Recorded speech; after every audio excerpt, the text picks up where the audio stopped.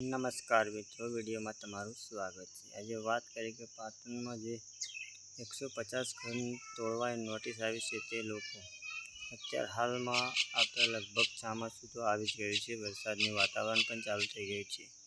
જેથી કરીને એ લોકોને ઘર ખાલી કરવાનું કહેવામાં આવ્યું છે, તો એ લોકો તો બધા તૈયાર જ છે ઘર ખાલી કરવા માટે, પરંતુ એમનું કહેવું એમ છે કે ઘર તો ખાલી કરીએ પણ અમારે સામે રહેવાની વ્યવસ્થા કરવી જોઈએ, કારણ કે સામે ચોમાસું આવે છે તો પછી વરસાદમાં અમે લોકો જઈએ તો જઈએ ક્યાં।